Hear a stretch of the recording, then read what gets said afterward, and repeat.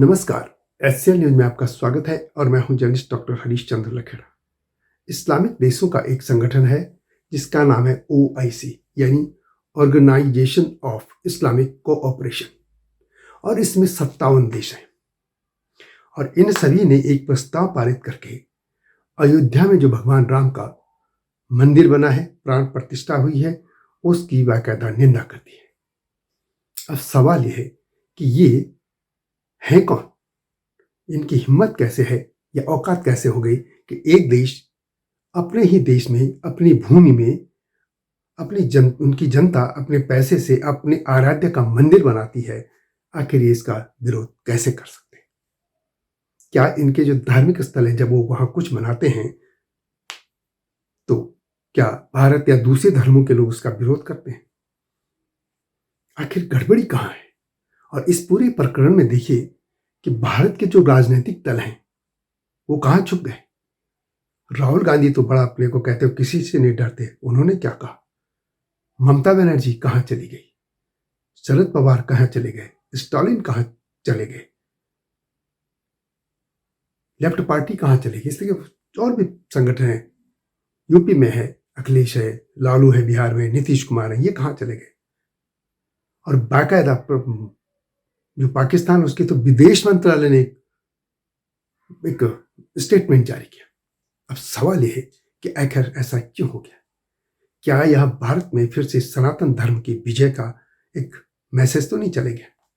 जी हां, इसी पर मैं बात करूंगा, लेकिन तब तक आपसे अनुरोध है कि एचसीएल न्यूज को सब्सक्राइब अवश्य कर दीजिए।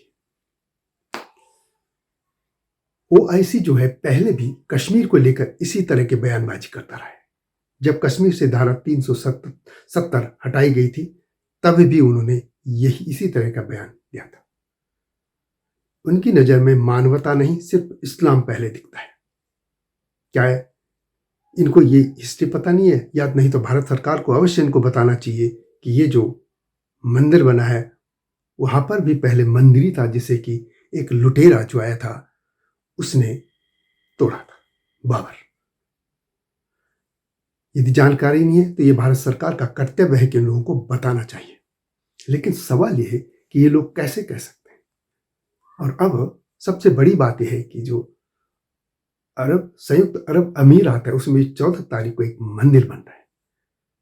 ये जो इस्लामिक कंट्री भोंकती रहती थी आखिर कि अपने जो इस्लामिक देश है उनकी सीमा में कोई भी दूसरे धर्मों के नहीं रहने चाहिए, पूरे जिसको कहते हैं असहिष्णु, अब वहां भी मंदिर बन रहा है। इस पर क्या कहेंगे? 14 फरवरी को उसका उद्घाटन होने जा रहा है दुबई के आसपास, दुबई में। अब सवाल है कि ये जो यहां तो चिल्लाते हैं, लेकिन यही जो देश है 57 देश, वे इजराइल के सामने उनकी गिग्गी बनना चाहती है। और भारत पर इस तरीके की बातें कर रहे हैं तो ये भारत सरकार को सोचना होगा। और यहाँ के जो नेता हैं विपक्षी दलों के या जो भी दल है, इन्होंने अपने मुंह पे जो एक पट्टी बांधी है इसको भी देखना होगा। अब बात करते हैं पाकिस्तान की। पाकिस्तान के विदेश मंत्रालय ने एक बयान जारी किया। अब सवाल है कि पाकिस्तान होता क्या है? जब देश आजाद हुआ था भारत और डिवीजन हुआ तो पाकिस्तान में 22% के आसपास हिंदू थे, और आज ढूंढे नहीं मिलते, मुश्किल से 1 लाख या 2 लाख भी नहीं बचे होंगे। और वो भी वो लोग बचे हैं जिनको इन्होंने दलितों को भारत नहीं आने दिया था। उनका ये था कि हमारे नौकरी चाकरी या उनकी सेवा कौन करेगा, इस तरह उनको जबरदस्ती रोक दिया गया था। बाकी उन्होंने लोगों को काट काट के ट्रेनें यहां भेज दी थी पाकिस्तानियों ने। अब इतने लोग कहां चले गए? भारत में यदि आप देखें तो भारत में मुस्लिम बहुत तेजी से बढ़ा है, उनकी पॉपुलेशन सबसे ज्यादा रेट से बढ़ा है। वो तभी तो फली फूली जब उनको इस तरीके से यहाँ खाद पानी खुराक मिलती रही। और उस पर भी पाकिस्तान या ओआईसी इस तरीके बयान कर देता है। लेकिन पाकिस्तान में क्या हुआ अल्पसंख्यकों का? वहां पे वो कोई इस तरह बीमारी या कुछ से तो मरे नहीं, या तो भारत भाग गए कि लौट आए, या फिर उनको कन्वर्ट कर दिया गया।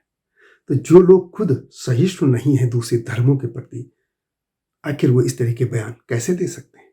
इस पे तो पूरी यूएन में डिबेट होनी चाहिए। पाकिस्तान में कई मंदिर ऐसे हैं जो ध्वस्त कर दिए गए या जहां पूजा नहीं करने दी जाती। यहाँ तक कि लाहौर में भी भगवान राम का एक मंदिर है, लेकिन न वहाँ मूर्तियां हैं न कुछ। बहुत से वहाँ मंदिर हैं, गुरुद्वारे हैं दूर दराज में, जहाँ पे अब पूरी तरह से उन्होंने तोड़ दिए। आखिर पाकिस्तान इसका जवाब कैसे देगा? आखिर ये मानसिकता, पूरी 57 देशों की मानसिकता देखिए।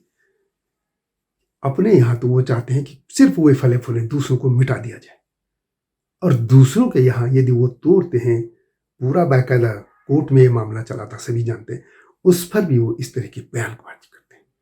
तो इस तरीके की जो हिंसक मानसिकता है, इसको पूरे विश्व को समझना होगा। अब भारत में कम से कम लेफ्ट लिबरल गैंग और ये जो कांग्रेस या समाजवादी धारा के लोग हैं, इनको भी इस पे अपने जो रुख है वो सामने करना ही होगा, क्योंकि अब दुनिया बदल गई है। इसलिए इन ओआईसी वालों को, देशों को, जो 57 देश हैं, इनको यही है कि बेगानी शादी में अब्दुल्ला दीवाना न बने, और अपने देश में ये बताएं कि उनके यहाँ जो अल्पसंख्यक हैं, जो नौकरी पे गए, मैं उनकी बात नहीं कर रहा, नौकरी पे तो कहीं भी जाएगा उसके लिए वो नहीं है, जो नागरिक हैं दूसरे धर्मों के लिए, उनके प्रति वे कितने सहिष्णु हैं, क्या इसका हिसाब देंगे? आप लोग भी इस पे कमेंट अवश्य लिखिएगा कि आखिर पाकिस्तान हो या ओआईसी, इनका जो रवैया था कि इन्होंने उसके बहुसंख्यकवाद और कई चीज़ें उसमें कह दी, निंदा कर दी, इस तरीके की सी, ये इस पे आप क्या कहेंगे? क्योंकि उनका यही तो हरा रहे कि बाबरी मस्जिद तोड़ी गई थी, जबकि आप जानते हैं कि बाबर के नाम भी नहीं थे। बाबर का एक लौंडा होता था जिसे वो समरकंद से लाया था और जो पानीपत के युद्ध में मारा गया था, उसके नाम पे थे वो, न कि बाबर का, यानी जो एक अवैध संबंधों की रखता था उस लड़के से, लौंडा, उसके नाम पे थी वो मस्जिद, बाबर के नाम पे भी नहीं थी। और एक और बात, बाबर ने 3 मस्जिदें बनाई थी, एक मस्जिद करनाल में और एक मस्जिद संभल में, जहां पर कल की महाराज यानी भगवान विष्णु के जो 10वें अवतार होने हैं, उनका एक मंदिर था। इस पे आप जाए देखिए, हिस्ट्री खंगालिए क्या था इसमें।